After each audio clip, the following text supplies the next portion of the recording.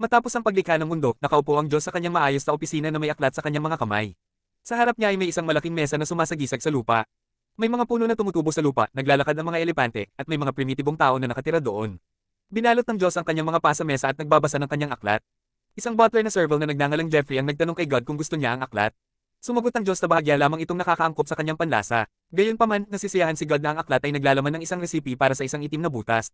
Pinaikot ng tagalikha ang pahina at mula sa sulok ng kanyang mata, napansin na ang mga tao sa lupa ay naging masigla. Isang primitibong tao ang nagbabrush ng isang stick laban sa isang bato sa loob ng ilang oras. Nakita ni God na nakakatawa ang nangyayari at naantig sa mga aksyon ng mga tao. Biglang napansin ni God na ang tao ay nakakasayahan. Hindi gusto ng tagalikha ang ganitong uri ng kalayaan. Galit, nagtataka siya kung anong epiko ito sa lupa. Sinabi ng butler sa kanya na dapat 200,000 na taon mula sa pagkakaroon ng apoy ayon sa plano. Dahil sa galit, inutusan ni God si Jeffrey na patayin ang apoy. Agad na isinagawa ng butler ang utos at pamihip patungo sa karamihan. Ang mga tao sa lupa ay nakaramdam ng malakas na hangin mula sa paghihip na ito na agad na pinapatay ang apoy.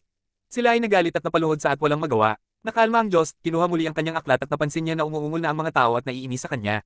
Inutusan niya si Jeffrey na itaboy sila sa yungib. Isinwipe ng butler ang kanyang kamay sa lupa na nakaapekto sa elepante. Ang mga hayop ay nagtrumpet ng agresibo at tumakbo patungo sa karamihan ng tao. Ang mga natatakot na tao ay nagtago sa isang yungib. Napansin ni God na magiging mabuti kung paliitin ang kanilang mga utak. Maya-maya, ang mga tao ay nasa labasan muli. Sa pagkakataong ito, sila ay nagsasagawa ng isang ritual na sayaw upang magdala ng ulan. Nasupresa ang Diyos habang pinagmamasdan ng mga aksyon ng mga tao at hindi nauunawaan kung ano ang hindi nila gusto sa pagkakataong ito. Mapagbigay na pinapayagan ng butler na bigyan ng mga tao ng kaunting tubig. Si Jeffrey, nagulat sa ganitong kabutihan, ay ngumiti habang sinasabi si God ay maaway at nag-spray sa lupa. Itinaas ng mga tao ang kanilang mga kamay sa langit at nagalak sa ulan, at ang tagalikha ay tumawa tulad ng isang bata habang pinapanood sila.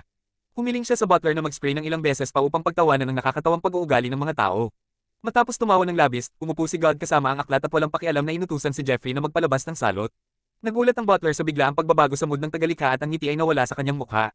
Inilagay niya ang mister sa tabi at masunuri na naglakad patungo sa isang anti-gong kahon na may nakakatakot na vial sa loob. Si Jeffrey ay nagbigay ng maingat na sulyap sa Diyos, na may walang emosyon na mukha, ay nagpalabas ng salot sa lupa mula sa vial.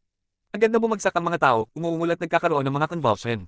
Tumingin si God na walang emosyon sa pagdurusa ng tao sa loob ng ilang segundo at pagkatapos ay nagpatuloy sa pagbabasa ng kanyang aklat. Lumipas ang oras, ngayon ay may modernong London sa mesa ng Diyos sa halip na isang damuhan na may primitibong tribo. Nakasalampak ang tagalikha sa tabi ng mesa sa sutlang pijamas. Dinala ni Jeffrey sa Diyos ang isang bote ng alak. Ito ay isang bote ng mahusay na alak mula kay Lucifer. Naghatid din si Satanas ng isa pang liham sa tagalikha na nagmumungkahi kung paano ayusin ang mga bagay. Umaasa siyang may libreng oras ang Diyos upang mag-bowling. Kasama siya, nakikinig ng walang pakialam sa mensahe mula kay Lucifer. Itinuro ng Diyos at napansin ni Jeffrey sa isang mataas na gusali sa bayan. Ipinalam ng butler sa kanya na ito ay Ashley Tower. Binalot ni God ang kanyang mga mata at inutusan si Jeffrey na magsunog ng ito at ang kalapit na gusali. Gusto niyang makita kung ano ang gagawin ng mga tao. Kinuha ng butler ang isang kahon ng paporo mula sa kanyang bulsa, sinindihan ng isa sa mga ito, at itinapon ito sa Ashley Tower. Nagsaya ang Diyos, pinuri si Jeffrey para sa perfectong oras. Masayang nakikinig si God sa mga sigaw ng mga tao. Masigasig niyang pinapanood habang tumatakbo ang mga tao sa bubong ng gusali, sinusubukang makatakas sa apoy. Pinainit niya ang kanyang mga kamay sa mga apoy at ginaya ang mga sigaw ng tao para sa tulong. Mabilis na lumapit ang mga pulis at mga fire truck sa gusali. Tinanong ni God si Jeffrey kung ano sa tingin niya ang iniisip ng mga tao sa bubong sa ngayon. Inaasahan ng butler na iniisip nila ang tungkol sa kanilang mga pamilya at umaasa ang mga tao at ito ay ang maliligtas. Tumingin si God na may pag-iisip sa nasusunog na gusali at inutusan si Jeffrey na magpadala ng isang twister o tornado dito. Tinutukoy ni Jeffrey na medyo bihira ang mga ito sa lungsod. Nawawala ng pasensya si God, tinatawag ang mga tao na mga maliit na clown, at nagrereklamo na hindi nila kayang makahanap ng ibang mga universe sa kalawakan na nilikha niya noong linggo ng gabi para sa kasiyahan.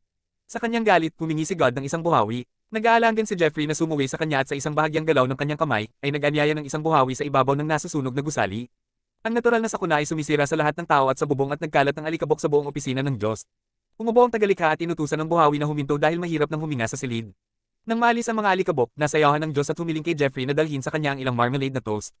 Ito tuloy, salamat sa panunod.